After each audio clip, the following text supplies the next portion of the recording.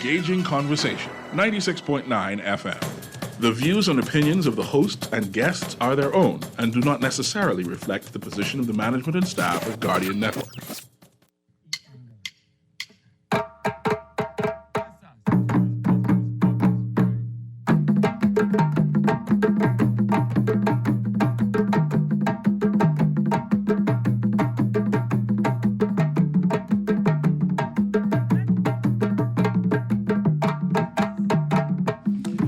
Hello and good morning, and welcome to another edition of Guardian AM Radio. And this is C.A. Nuri, and I'm holding on. I am holding on once more again for 3 days of holding on, right? And I want to say that if you tremble and shake with the indignation of injustice every time, you are definitely a comrade of mine. So I want to claim that, but that doesn't belong to me. That belongs to another talk show host, I think one. But that sounded so profound that I wanted to claim it. But if I can continue this, I need someone to send in something I can say before things start. Today I have an interesting show. I have an interesting show where I invited someone who I'm a fan of. Now, mind you, I must say that he's my second choice, but that doesn't mean he's less special. And the reason why I invited him on, because I am vexed. I actually am vexed-rated about something, and this something has something to do with something that trended and went viral the other day, right? I'm going to play that first clip. And you can see that you will get the same type of excitement that I got. And the reason why I got vexed-rated is because I did not know this. And I'm like saying, who is hiding my history? Who is taking advantage of me not knowing who I is? Someone is sinister. Someone is trying to defame me and make me less Bahamian. And that's what we're going to talk about. We're going to talk about who is this sinister person that is hiding my history, my culture, who I am from me. And that's why I brought my special guest, because I think he is responsible. He is responsible for me not knowing myself. So play that clip right there. In the country's history, there's been some interesting and peculiar moments in which the Bahamas became a geopolitical space for freedom. One of those moments was in 1841 when you have the incident called the Creole, where you have a ship that is destined for New Orleans with enslaved persons, that is going to eventually have a mutiny occur, led by Madison, Washington, and others. There were over 130 enslaved.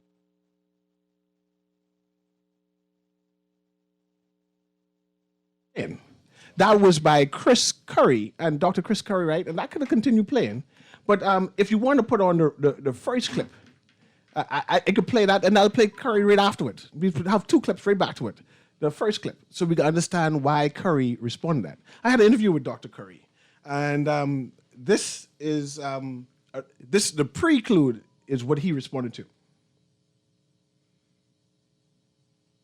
We've all heard of the Underground Railroad, but what if I told you there was another Underground Railroad that you were never taught in school? The Saltwater Railroad was a series of secretive networks that allowed for African-American runaways to escape slavery and seek freedom in the nation of the Bahamas. This was especially the case for African-Americans living in the state of Florida. Prior to 1819, when Florida would officially be ceded to the United States, it was ruled by Spain. And in Florida, you had the Seminole people and you had runaway Africans who were fleeing states such as South Carolina and Georgia to freedom in Florida. The Seminole people also helped, but most importantly, you had what was called Fort Mosa. Now, Fort Mosa was the first legally sanctioned free Black community in the present day the United States, and there is an historical part there today. This is especially important to consider because look at the map. if you're an African American in the deep South, such as Georgia, Mississippi, and Alabama, you don't have the means to go to the north. That's thousands of miles away, and you got to go through other slave states. So the likelihood of being caught was very likely. So therefore, the only option was to flee to the Caribbean. Now, during this time in the Bahamas in the 1830s, slavery was being abolished, and the Bahamas had a majority black population. It was notorious for being anti-slavery. Matter of fact, if you've ever heard of the ship, there was a ship called the Creole that revolted, and they were able to land in the Bahamas. Matter of fact, this railroad was so effective that in the 1840s, there were over 6,000 African Americans who had fled there, and it was getting on white Southern slave owners' nerves, and they even wanted to demand Britain to send the slaves back, but Britain refused. So Britain decided it was just going to pay compensation to those slaveholders. But beside that, there are still communities there today. One of them is the Gambia Historical Village, and you can get this on the islands of the Bahamas. And it's just outside of Nassau, and it's one of the oldest villages in New Provinces. And that was an example of runaway slaves, African Americans who fled. Another one was Adelaide Beach, which was another one in New Providence. Matter of fact, there are still stories of African American runaway slaves going to the Bahamas to this day. And as I've said earlier, the Gullah Geechee language on the coastal Carolinas, Georgia, and Florida have similarities with the Bahamian Creole language. So this shows the connection between African Americans and the Bahamas. Shout out to our brothers and sisters in the Bahamas. We love y'all. What madness this is. How does foreign boy know Bahamian history? How come I don't know anything about this? You know, I don't even know where Adelaide is. But you know, I find it fascinating and frustrating that there's a saltwater underground railroad that led to the Bahamas, and I don't know about it. And so I went searching. And asking questions and to find out what this foreign boy talking about, you know? And then I came across, when you know you eavesdrops, I eavesdrop between an intellectual conversation. I was listening to intellectual who named Sean McWeeny, and I listened to a Rhodes Scholar who was Christopher Campbell, and they had an exchange. Sean McWeeny said that he agreed with the beginning, but that gentleman went way off and started talking foolishness about the Bahamas and our culture. And I said, what? Then Christopher Campbell, Rhodes Scholar, said, we in the Bahamas are so influenced by American culture that we are quick to believe any kind of foolishness that people say about us. This is why that particular video went viral. It got my inbox 6 different times. It was spread on Facebook about 20 different times, and Bahamians got excited. We are starved for information and culture about the Bahamas.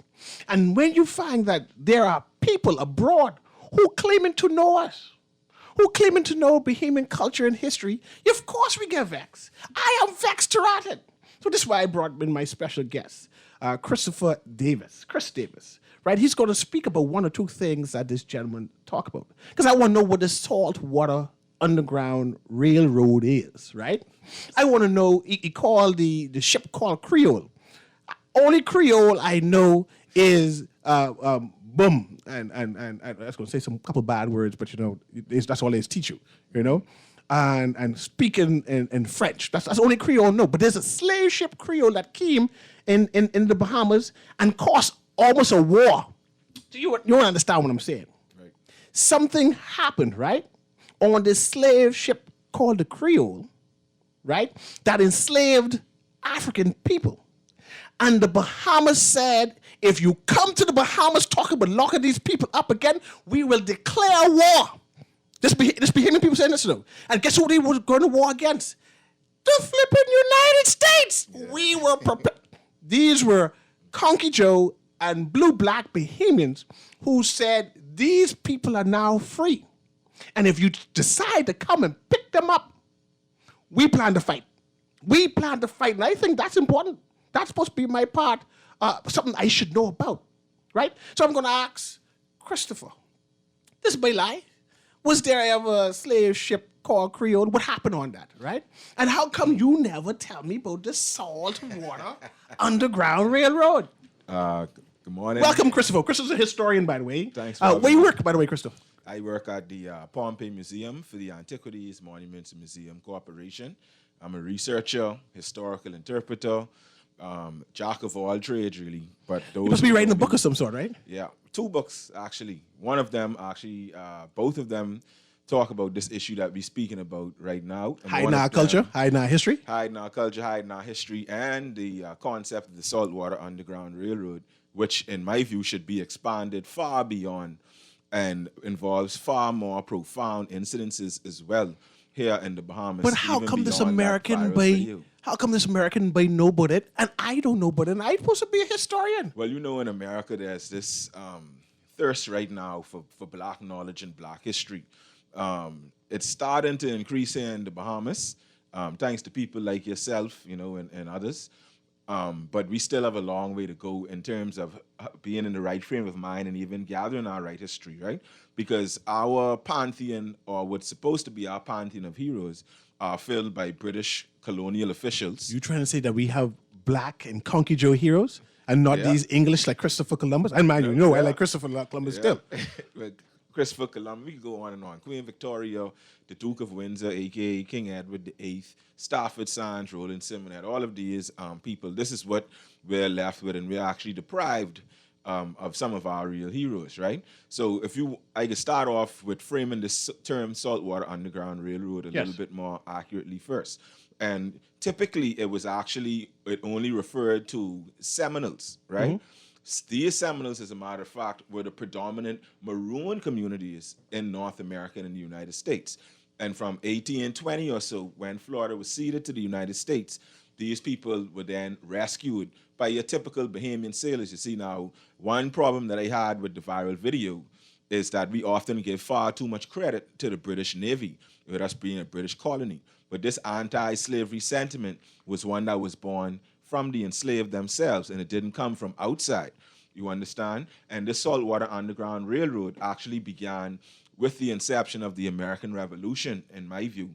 And Dr. Christopher Curry holds the same view as well, because this essentially is a broad term that refers to the network of people that gained their freedom in the Bahamas. So in the same way, you have the Underground Railroad that was spearheaded by the likes of Harriet Tubman, all of these black separatist preachers and even more liberal whites who helped African Americans get north to areas like Nova Scotia. You had the same network coming down here to the Bahamas. But wait, Chris, I even heard a story about Bahamians led some kind of contingent to sneak black Yes. African people Yes, off the that's beach. right. Is that true? Yeah, well, this term of the Saltwater Underground Railroad since the American Revolution, the same way you had this network of that was spearheaded mostly by black separatist Baptist preachers and black separatist Methodist preachers, you had the same network here. So, for example, if you look at Bethel Baptist Church, that they say was founded in 1790, but I say 1784.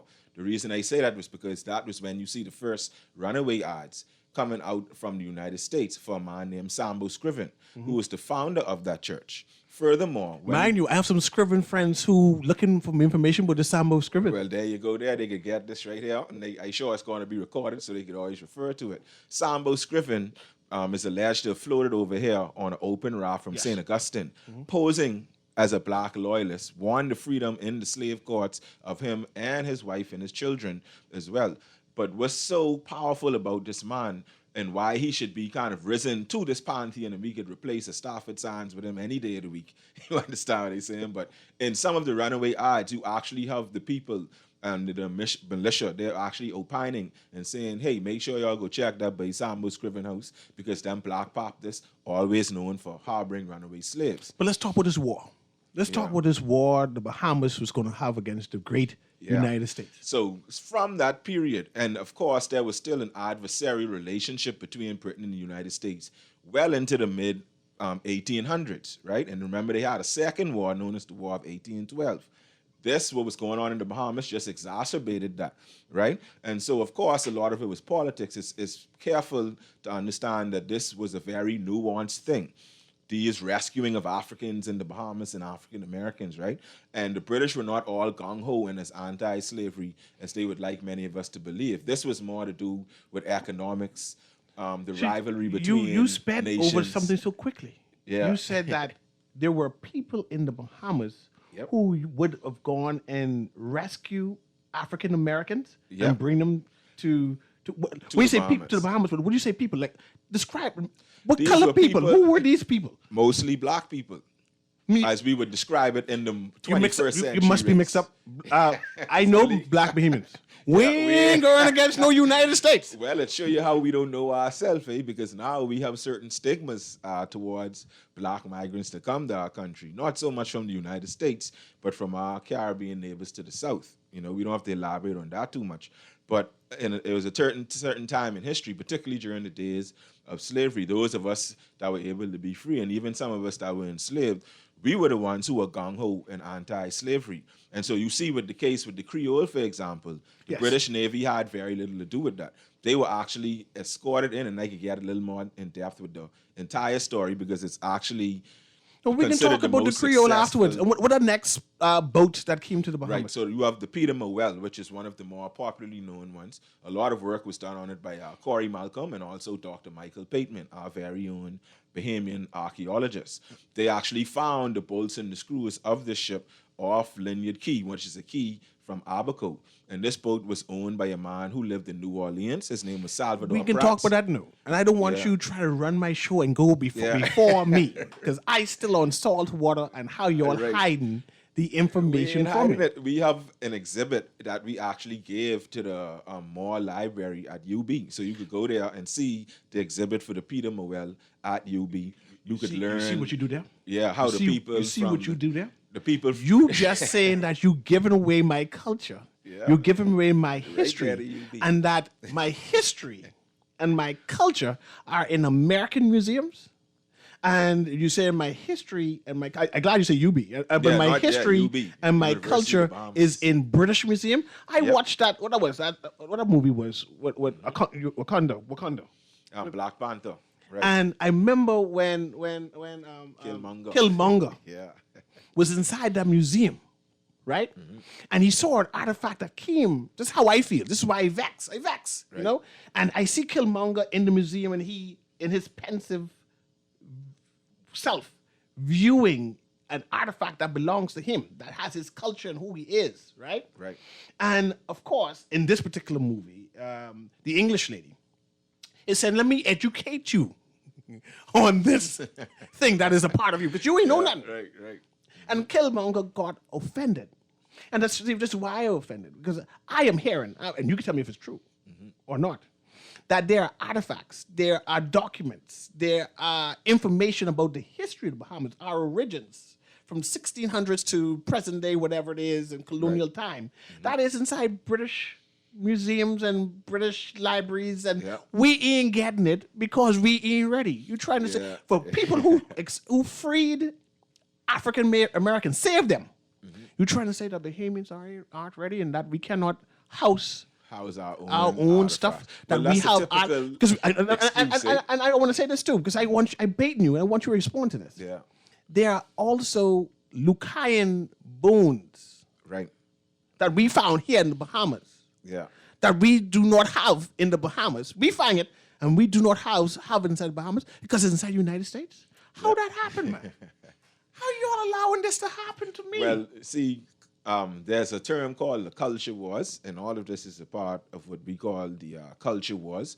And a part of colonization and enslavement was, of course, this appropriation of culture. And when you go in any museum, in whether it's in North America, anywhere in Europe, you often find that the artifacts that are on display come from cultures that they have typically exploited and profited from said exploitation. Now, one thing I would say that's amazing to me is how some of these artifacts, in some cases, when you look at something like the Shango bone, for example, from the Congo, a mathematical artifact that's over 20,000 years old that sits in Belgium, as a matter of fact, right? And their excuse is that, of course, these nations can't house these artifacts. But this artifact is 20,000 years old, and you all had it for about 100, 150 years or so, right? So how is it that it survived for all those thousands of years? And you all only had it for this amount of time, right? So if anything, I think we would take better care of it. Now, there's even more sinister examples that I learned about from my travels to Ghana. Shout out Atumfo Badu Bantu, the 15th, who was the king of the Ahanta people, the same people where our very own John Canoe come from. Now, they have a case where in 1838, a man named Bonsu II, considered to be one of their last great kings. This was relayed to me by Stephen Arthur, assembly member, and my other brother, Alex Kofi, right there from Princestown. And they actually have this fight going on right now between the Ghanaian government, the government of Holland, and the Hanta people, because Badu Bansu was actually beheaded, and his head was sent to Europe for scientific, pretty much what they call scientific racism. When they study the skulls of Africans to prove that they are inferior, experiments that actually backfired on them greatly in an ironic kind of way. But Badu Bansu's head was then rediscovered in 1974, ironically near The Hague. What? Yeah. How did it reach The Hague? Huh? How did it reach The Hague? Because the Dutch people who was enslaving people from that area in Africa, the same Dutch people that John Canoe was fighting against, even though it was about 100 years later, they beheaded the king. He had beheaded their governor because he was slave trading his people and doing all this stuff. They had beheaded the king, sent his head to Holland. It kind of got lost for a while. And then they discovered it in a repository at the Lehman Medical Institute at the Lehman University near The Hague in Holland. And then they didn't return it until 2009. My God. And it's not even, quote unquote, fully returned, and it's still this argument. So that's, of course, an extreme example. One that's also related to us culturally, as we get to learn more about our history, So but this is something that, that's just a part of colonization, imperialism, the remnants of the notion that, you're all better off with us taking care of y'all things, doing things at our behest. Because if y'all on your own and y'all are truly independent and autonomous, of course, things can crumble. So you're listening to Guardian Radio 96.9. This is Guardian in the Morning, and we have one more clip. We have one more clip that I want to be played because I want Chris, my friend Chris, the historian, to respond to it. This is a adjunct professor from the United States who actually has a website about the Saltwater Underground Railroad. I'm very impressed with him. This is by Stephen Morse from out the United States, a Bahamian who immigrated to the United States. So play that clip for me. Right. So the Saltwater Underground Railroad Experience is a Google-based virtual tour that aims to retell the stories of runaway enslaved Africans that were fleeing plantations in Georgia and South Carolina and heading to Spanish Florida in the early 1800s, and also making their way across the Gulf Stream from the Florida coast to the Bahamas. So you have a hotbed of activity during that time frame where enslaved Africans were seeking freedom, and they aligned themselves with the British in many cases, aligned themselves with the Seminoles in other cases, and were really just trying to find freedom and sanctuary from chattel slavery. I came up with the idea for the site because I had been reading the work of established scholars like Dr. Keith Tinker, Dr. Rosalind Howard, Dr. Gail Saunders, and just really trying to absorb this information, much of which I had never learned in any of my classes, in the Bahamas in school. So I just wanted to try to create something that any Bahamian could go to, or anybody interested in American history from a Black perspective, to learn about these stories, which are usually not a part of the mainstream literature. So when you talk about the Underground Railroad, most people know about the railroad that heads north into Canada and into the northern states. So I want to kind of focus this particular tour on the southern route, because it is actually the first documented Underground Railroad where Africans were heading into Spanish Florida. So I had been working with a national organization here in Atlanta called Outdoor Afro, and visiting lots of parks in Georgia and in Florida and even in South Carolina, and just hearing about these stories of Black people fleeing plantations and trying to find freedom within these areas that are now essentially national and state parks. And I came across a few stories, and it just piqued my interest in the connection between Bahamian history and Black history here in America. So one of the first articles that I read was an article by Winsborough and Netch, and they had talked about the Saltwater Railroad. And I had heard it briefly mentioned in Dr. Tinker's book, Bahamians in American History. I started going through the stories, and many of the parks that I had been visiting also kind of had bits and pieces of these stories. So I want to try to put them into a format that could be easily accessed. And then also Google Earth as a powerful visual tool and a satellite imagery tool could kind of take the locations that were in these books and journals and make them actually visible on the screen for people to see where these places were. And so a few interesting stories. There's one amazing story about 7 Africans fleeing from Fort Jefferson, which is right on the Florida coast. Another story, of course, is well known, the Black Seminole story, where many enslaved aligned with the Seminoles and traveled through parts of Tampa and worked their way through all the way to Key Biscayne, and of course headed to Andros and settled in the Red Bays area. So many people are aware of that story, but there are actually very many more stories that are out there. And so a part of the work is also trying to find those stories and trying to retell those stories. So the objective is really just awareness and opening the conversation and having people discuss these escape routes, and also to have the public gain a sense of pride in the way that Africans, worked so hard to achieve freedom. And so my hope also is that it strengthens the ties between African Americans, Blacks living in the United States, especially in the South, and those in the Bahamas. I mean, many of the people that we talk about, when you talk about Bahamian history, for example, there's a lot of ties between Florida, for example, and of course, the Bahamas. So learning about key figures, learning about individuals whose origins begin in Florida, is just a way to kind of build that sense of unity among Black people. And so I thought that this website would be a great way to do that.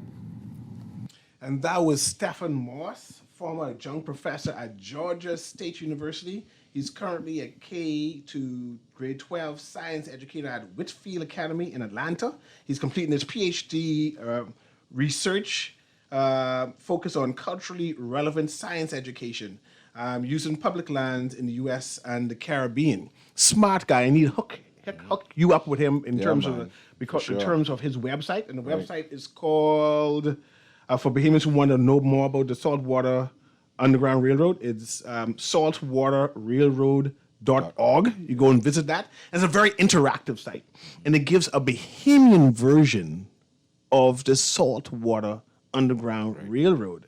And this is what I'm going to ask you next, Chris. And I'm speaking with Chris Davis, who is a historian and researcher at the Pompeii Museum, who's writing his 2 books at one time. Yeah. I mean, one is finished. He just haven't published it as yet. He is a Pan-Africanist.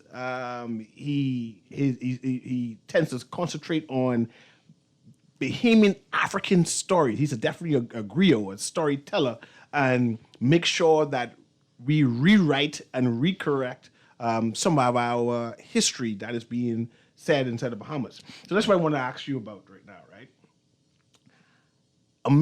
African American have a particular history, right? The Saltwater Underground Railroad is an African American history that stops in the Bahamas, but the story does not stop there. Right. These same people who escaped from Florida had Bahamian lives, and I don't know what happened to them. Like the Morris family, they were on this slave ship called the Creole. Right. We have all kind of Morrises in Nassau. Well, the Morris house, Elijah Morris, in that case with the Creole, he was actually the rowdiest and the most aggressive fellow in that thing. He fired the first shot and the last shot of that revolt. Now, when they was there in the harbor, which was actually right where Pompeii Museum is, right behind Pompeii Museum, he actually met a woman named Nancy Barton. It's not clear whether she was already here or whether she was on that ship, but she saw this swashbuckling hero named Elijah Morris, who was quite young at the time and very bold and daring, as they would say in those days. And they got married, and then you have about 3 or 4 Elijah Morris that came after him. So it's like Elijah Morris the 4th or the 5th. And then it kind of fades into obscurity. But we believe that house is right, where Rhoda Bar is, right through that middle road going up the hill through Rhoda Bar. They believe it's like one of the 5th or 6th house on the left. And so all of the Morrises that come out of Gambia village, they are descended from one of the main players, you could argue the main player, in the most successful slave revolt in United States history. And the reason it's the most successful... I want you to repeat that. Morrises from Gambia village and many others all over. There are other streams of Morrises that came here, but the ones that could trace their lineage, the Gambia village, particularly anybody named Elijah Morris, they all descended from one of the major players, you could argue the major player in the most successful slave revolt in United States history. You know how significant that is? Right. That this is a pinnacle in Black American history Right. that culminates in the Bahamas, and we don't sell that? Right. One of the reasons, in my opinion, it's been kind of swept under the rug was actually mentioned when he mentioned the compensation, right? And so even with the Creole case, by 1853, 12 years later, they were compensated about 53,000 pounds, which is a lot of money back then, you understand, for that. You understand? So again, it's important to realize that this wasn't some gung-ho anti-slavery British initiative. You know, this was business and this was politics from their perspective. But from our perspective, of course, it was freedom and justice. Right? Excellent. I have another clip I wanted to play. But I see we have a caller here, so if we can connect that caller so we can hear him. Caller, you on the air? This is Guardian in the Morning. Good morning, Cecil. How you doing, buddy? I'm doing well, man. JT calling in. And good morning, Chris Davis. How you doing, my friend? I'm good, thank you. You know, very interesting conversation that you guys are having, and I'll make it quick, my contribution. First of all, it is my understanding that the Bahamas geographically is not in the Caribbean. We are in the Atlantic. It's further my understanding, and I'd like for you to confirm or even correct me, sir, if I'm wrong in anything I'm saying, that you may know the facts on. I also was made to understand that the Florida Keys were once a part of the Bahamas, just as the Turks and Caicos used to once be a part of the Bahamas. So I just wanted to put those two points of information out there for either clarification or validation by you. Now, what I'm really wanting to call and say, Cecil, you know, one of the reasons why we do not have Bahamian history taught in our school, and never had it taught, which is a crying shame to me that it was never taught, was because of the attitude of the Bahamian leadership back then, the I.E. Pindling administration. I heard with my own ears a Pindling administration participant years ago on another radio station when the issue of Bahamian history not having been taught in the schools was brought up. That particular gentleman at the time said that the reason why the Pindling administration never taught Bahamian history is because they did not want to offend the white Bahamians. Well, I'm pardon? No, go ahead. I want you to complete your thoughts. So I heard that with my own ears. Okay. I couldn't believe it when I heard it. For me, that with all due respect, that is stupid to even think that way, because your history is your history, and we are all a part of the history, the blacks and the whites. And a lot of Bahamians are now of the view that not all whites are racist, and not all racists are whites. There are many white Bahamians who fought for the liberation of the black masses of this country. So what the Pindling administration did, in my humble opinion, was one of the greatest insults to this country, psychologically and culturally, by refusing. And thank you very much, JT. And actually, I hear you. I disagree with. I don't want to lambaste the Pindling administration because they did a lot for the country now, and we need to appreciate that time and that era. And I hear what you're saying, but I wanted to quickly mention that the Caribbean definition is broad, and we must acknowledge that we in the Bahamas do not create definition and define such global places. The Caribbean is countries that exist in the Caribbean Sea, around the Caribbean Sea, and of the Caribbean Sea. It's also countries that is in, of, and share the same history and past in the Caribbean basin. That means that includes the Bahamas, because of that definition. It includes Trinidad. It includes Barbados, who are also not in the Caribbean Sea. It includes Bermuda.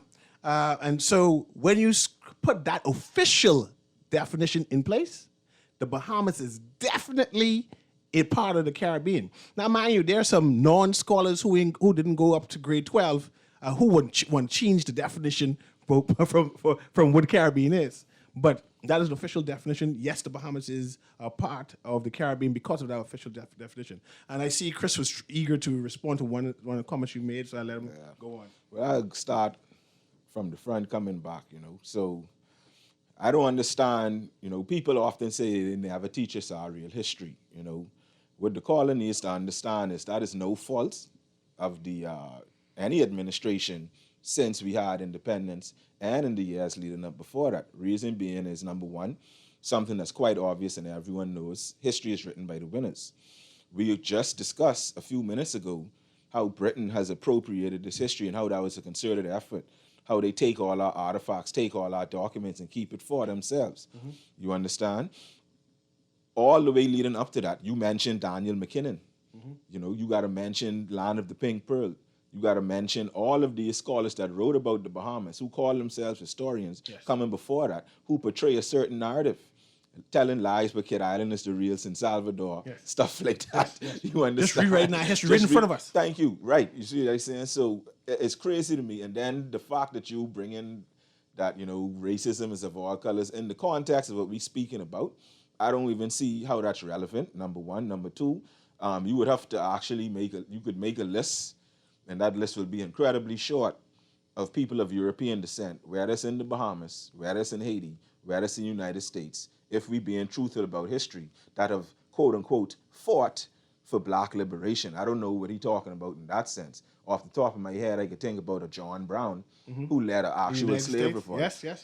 People often... His whole family. Thank you. I could think about someone locally who, in my opinion, is no hero for black Bahamians, but I understand the nuance and I understand that he was far more liberal and that he did do some of us some favors in certain cases, and that's James Carmichael Smith. We can be round with that, right? So right. I know, between Carmichael and Christopher Columbus, leave alone. And what I see, and this is no insult to any particular person, is we have a situation of Anglophilia in this country.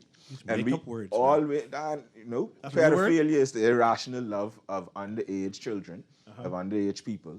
And Anglophilia is the irrational love of England. And this is something that's seeped into us. And the fact that people could actually mention or try to imply that any aspect of Bahamian society was better under our colonial masters than they were, I don't have no time for that. You understand? Okay. And so essentially, and then on top of that, Florida Keys, to my knowledge, were never a part of the Bahamas in the same way that Turks was. And that's another part. And then number two, beyond the official definitions, culturally and heritage-wise, we are most definitely a part of the Caribbean. Yes. I have another clip, and I'll just play that clip so we can conclude with historian Christopher Davis, who, if you want to see him and speak to him and exchange, Pompeii Museum. I've done that tour already, and he goes in detail. He's excited. I've learned about our past. I felt it. I tears streamed down my eyes. So I want you to go and visit him there. But play that next clip there. In the country's history, there's been some interesting and peculiar moments in which the Bahamas became a geopolitical space for freedom. One of those moments was in 1841 when you have the incident called the Creole, where you have a ship that is destined for New Orleans with enslaved persons that is going to eventually have a mutiny occur, led by Madison, Washington, and others. There were over 130 enslaved persons on that ship. They were able to overthrow the captain and the ship crew and essentially take control of the ship. What I find fascinating about this story was they had the political acumen, the know-how, the awareness of where they were geopolitically and jurisdictionally.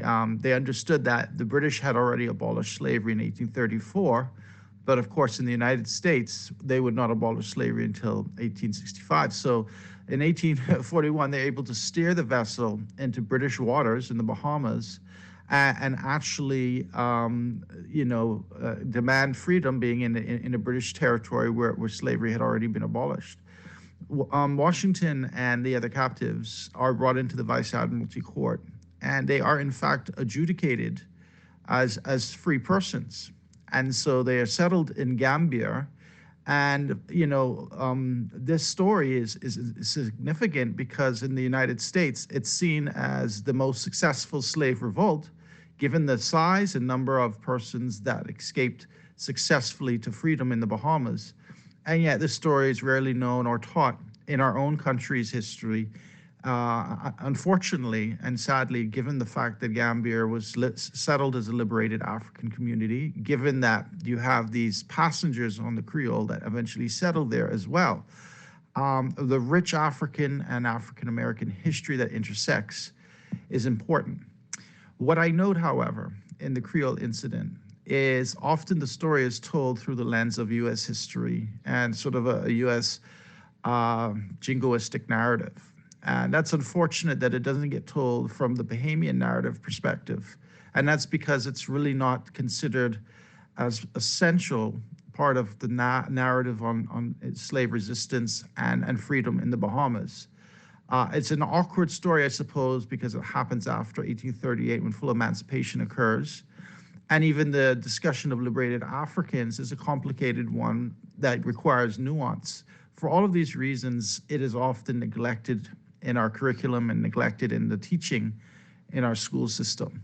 I would advance that we need to include these important stories to enhance and enrich the Bahamian curriculum and not rely solely on the U.S. perspective on these things. The journey from the United States into the Bahamas and the Creole is an important one, but it has to be told either through a transnational lens, where we look at border states and regions that are ambiguously defined, or you tell the story from the transnational perspective, where you include both the U.S. and the Bahamian story.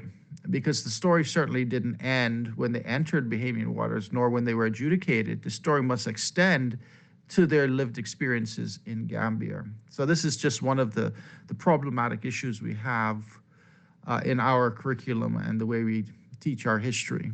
And so we need to do a better job of nuancing these kind of stories, liberated Africans, the Creole incident. And there's even another story, the Peter Morel, which is another incident that is uncomfortably told because of its location in the mid-19th century, where you have a ship that is wrecked off of Abaco, and black sailors and some whites actually assist these persons in struggling ashore and surviving. And again, that's another complicated story that doesn't get told. So these things need to be discussed thoroughly and systematically, not as peripheral stories, but as centerpieces to a more complex and nuanced history. Chris, I only get 7 more minutes. This is what happens when they only give you 1 hour show and they put commercials in and it's only 45 minutes. But I have a call up, so I'm going to have the caller speak for that 30 seconds. Okay. And I want you to talk about the Peter Morel before you go. Yes, sir. Okay, go ahead, caller. Hi, CA? This CA, go ahead. Yeah, morning and morning to your guest. Listen, I just, I taught Stephen at NC 30 years ago, right? Yes. So I want to apologize to Stephen, but I could only teach what I know, right? Right. And so, we were given a syllabus, Right. and we taught for results. So, Exactly. you taught what was necessary for your students to get the Right. best I understand. Exactly. the best result. Right.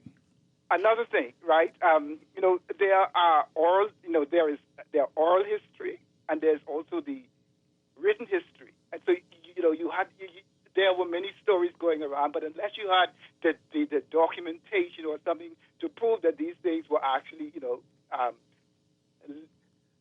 legitimate, you could not really, speak to those things. So, like the gentleman said, we need our curriculum should be, now that we have the BGCSE, should more be focused on Bahamian history, because there are a lot of, I'm going right now on the USA, they are talking about America's hidden history, right? And they talk about how many blacks from 1776 and beyond were very instrumental in the building of the U.S., but these things are not told.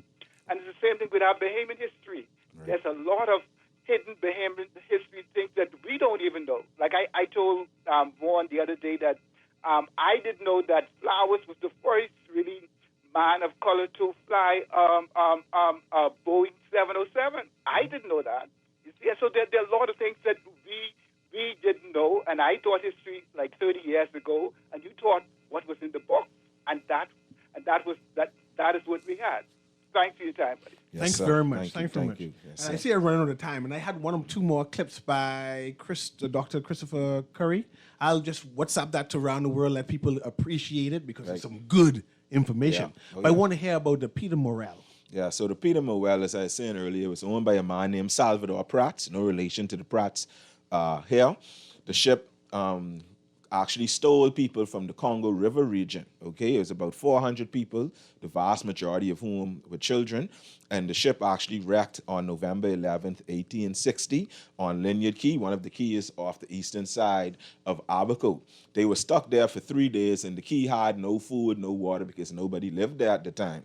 Of course, the narrative of the story focuses on William Sweeting and Ridley Pinder as these kind of swashbuckling wreckers who rescued these slaves who refused an offer of 40,000 pounds, a bribe that was given to them by the enslaver or the captain of the ship, Alex Smith. Okay, now these people from Congo, from the Congo River, many of them ended up in two places: Congo Town in southern Andros, and they also ended up in Congo Town in Fox Hill. They actually built St. Paul's Native Baptist Church right there on Bernard Road, okay? So this is something we could touch and feel. And many of the Harveyists who come out of eastern New Providence actually descend from these people. Some people have erroneously claimed that liberated Africans willingly adopted these British surnames. That's not true. They were just trying to conform to a society where, to this day, as a matter of fact, certain aspects of African custom are illegal. And a big part of that was, of course, changing your name. And, of course, many of these people, especially those who ended up staying here and who were apprenticed to the mostly white Bahamian families, you can't be living as an apprentice for 7 to 14 years under the roof or in the yard of someone who was formerly of the Bahamian planter class, and you're talking about, I from Africa, and I worship this God that ain't Jesus and all of that. So, again, this term liberated African is one that's quite nuanced, and I personally don't use it to refer to those ships that came directly from Africa. But again, the nuance is important, because even on the Peter Morel, for example, say you had somebody who got captured after war when their entire village was wiped out, but then you have another person who was living their life peacefully and free, and they just happen to get snatched one day and put on the slave ship to come here. And then you have one of them that gets sentenced to 14 years apprenticeship. And many of these children actually ended up raking salt in Inagua, raking salt in all of the places where salt was typically produced in the Bahamas. Very similar to how it would have been during the days of slavery, right? Then you have Abul Kelly even, who mentioned that when he doesn't do work, he's whipped by a cream-faced man. And many of these liberated Africans suffered some of the same things they would have in chattel slavery even after 1838. Excellent. Christopher, I appreciate you coming on the show, especially last minute. I appreciate Christopher Curry, Dr. Christopher Curry, sending you, because he was going to be the first one to come on the show. Yes, and he sent me in his stead. Yes, and I appreciate it. Yeah. You definitely a good substitute. This has been Guardian in the AM. My name is C.A. Nuri, and there's so much of our history and culture that somebody's hiding from me. I want to know it. I am begging that they give it to me, and if it's not taught inside the schools, They need to create other places where I can get these information from. I'm hoping that Fox Hill open up their own museum. I'm hoping that Adelaide open up their own museum. And I'm hoping that Gambia have decided, the people there, to open up their own venue that I can learn about what happened there. Again, this is Guardian in the AM. My name is C.A. Nuri, and I'm holding on. I'm holding on for 3 shows. Next week will be the last one. Good day.